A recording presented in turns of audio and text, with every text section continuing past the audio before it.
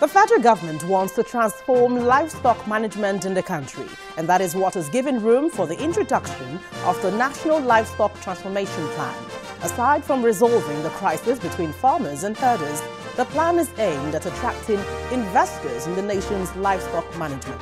On this week's episode of the program, we conclude the conversation on this plan.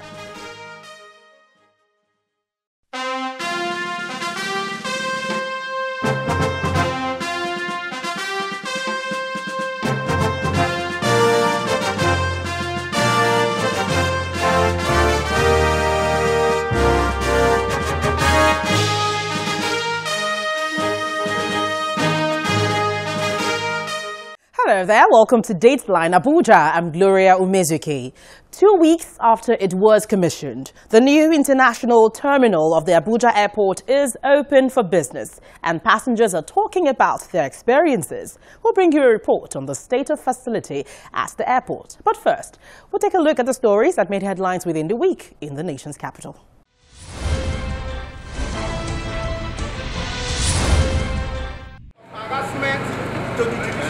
The Code of Conduct Tribunal resumed hearing in the trial of the suspended Chief Justice of Nigeria, Justice Walter Onnoghan, for alleged false asset declaration. However, the court adjourned indefinitely pending the ruling of the Court of Appeal on the application for stay of proceeding filed by Justice Onnoghan, and when the appellate court sat to hear the matter, the court denied Justice Onnoghan's request for a stay of proceedings on the case, asking the tribunal to go ahead with the case. Based on the latest ruling, the tribunal fixed February 4th for the resumption of the case. Some lawyers in the Federal Capital Territory and some opposition parties are calling for the resignation of Vice President Professor Emil Shibaju and the Attorney General of the Federation, Mr. Abubakar Malami, over the suspension of Justice Walter Onnoghan. The group submitted a petition to the headquarters of the Nigerian Bar Association during a protest. We resolve that the Nigerian Bar Association sitting over there should commence a total boycott of all courts in the land. Yes. That the Judicial Staff Union of Nigeria, which is meeting on Wednesday, and indeed all of us of democracy and constitutional governance, must shut down all the courts until these political barbarians are returned to their senses. The Nigerian Bar Association directed its members to embark on a 2-day nationwide boycott of all courts in the country to express their displeasure over the suspension of the Chief Justice of Nigeria, Justice Walter Onnoghan. To show the displeasure of the body of lawyers in regard to what has happened so far, it has been decided by the NBA National Executive Committee that lawyers should go on 2 days boycotts of courts nationwide. Meanwhile, the National Judicial Council has given the suspended Chief Justice of Nigeria, Justice Walter Onnoghan, and the acting CJ and Justice Tanko Muhammad 7 working days to respond to petitions against them. The council gave the ultimatum at its emergency meeting. The two men did not attend the meeting. A former president of the Court of Appeal, Justice Umar Abdullahi, presided over the meeting as the interim chairman. The NJC also referred a petition against the CCT chairman, Ladi Umar, to the Federal Judicial Service Commission. According to a press release by the director of the NJC, Mr. Soji Oye, the council would reconvene on February 11. The House of Representatives has passed the new minimum wage bill at 30,000 naira. The House also inserted a clause in the bill which makes it effective from the date it is assented to by the President, but retained the original clause in the bill, which excluded employers of less than 25 persons from paying the new minimum wage. Of importance was the report of the Tripartite Committee. So specifically from the executive bill that the executive sent, the only thing that was touched, if there is any, is the issue of the basic, or what we call the minimum wage itself. Former President Olusegun Obasanjo says hope for Nigeria lies in democracy with good governance, which can be derived from a free and credible election. Speaking at the launch of a book in Abuja, the former president urged the country to set a good example with the 2019 elections for other African countries. Our hope lies in democracy with good governance, as one of the hallmarks of which is free, fair, transparent, and credible election.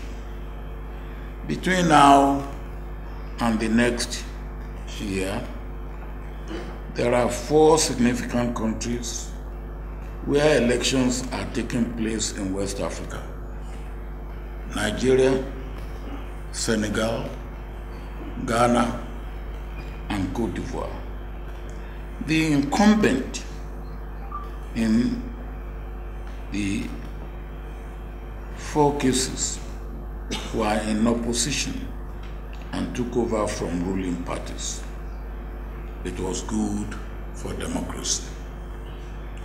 The world is looking at these 4 countries with the incoming election to see what will be their contribution to cumulatively strengthen, deepen, and stabilize democracy in each of these 4 countries.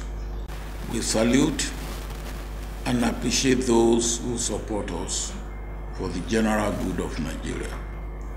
With a population of 200 million and rising, our misfortune has implication for the rest of Africa and the rest of the world in general. The Federal Road Safety Corps will certify all the vehicles that will be deployed for the 2019 general elections. The chairman of the Independent National Electoral Commission, Professor Mahmoud Yakubu, revealed that at a strategy meeting with the officials of the Corps. It is important so that we also track them. The second is inspection of the vehicles. Do we have the right vehicles? Sometimes, as part of the MOU, we'll ask for a particular type of vehicle, and something else will be brought on election day. There is need to track so that we get the right kind of vehicles and the roadworthiness of the vehicles. So there is need to inspect to ensure that the vehicles are actually in good working condition for elections. The federal government wants countries around the Lake Chad Basin to treat the humanitarian crisis in the region as urgent and collaborate effectively to bring stability and succor to the region. The Vice President, Professor Emil Shibaju, made the appeal at the second Regional Protection Dialogue of the Lake Chad Basin. The insurgency itself has worsened economic conditions through the destruction of lives and property, the disruption of livelihoods, and a catastrophic humanitarian crisis that has thrown up large numbers of refugees and internally displaced persons. The most important message of our gathering today is that the humanitarian and protection challenges presented by the crisis in the Lake Chad remain urgent and require our active collaboration to bring stability and succor to the region. The federal government is planning to raise $2 billion for investment in oil and gas projects across the continent. The Minister of State for Petroleum Resources, Dr. Ibe Kachukwu, said this at the opening of the Nigeria International Petroleum Summit. The whole idea is, quite frankly, to mobilize between $1 to $2 billion of resources to begin, quite frankly, to fund within Africa all the essentials that are necessary for us to do proper collaboration. Today, most African countries are siloed. Everybody does their own thing. You do your own refinery, you do your own plants, you do your own gas turbines, everything is so siloed. But if we could just cross the Rubicon and be able to extend hands of infrastructural relationships across Africa, build joint pipelines, build joint plants, build joint refineries, begin to protect the African market, we would have taken a huge step, not only to the development of Africa, but to the stabilization of independent African countries. The federal government is implementing a new plan named Project 100 to evolve and empower large-scale Nigerian-owned and operated companies to derive greater share in the oil and gas sector's annual contribution to gross domestic product. The Minister of State for Petroleum Resources, Dr. Ibe Kachukwu, explained that the aim is to take the initial concept of local content and raise it to the level of global competition, as opposed to only a greater share of the Nigerian and African oil and gas market. If you've dealt with Aliko and see how much energy it takes to meet appointments, sometimes it calls me at 12 midnight, Mr. Please, can I see you? I have something very urgent. And he drives to your house. He's a billionaire. It doesn't need to work as hard as it does, but it continues to. It doesn't need a refinery, but it's building one. It doesn't need a petrochemical plant, but it's building one. The truth is, when I see him, I don't see Aliko, I see the spirit of the Nigerian person.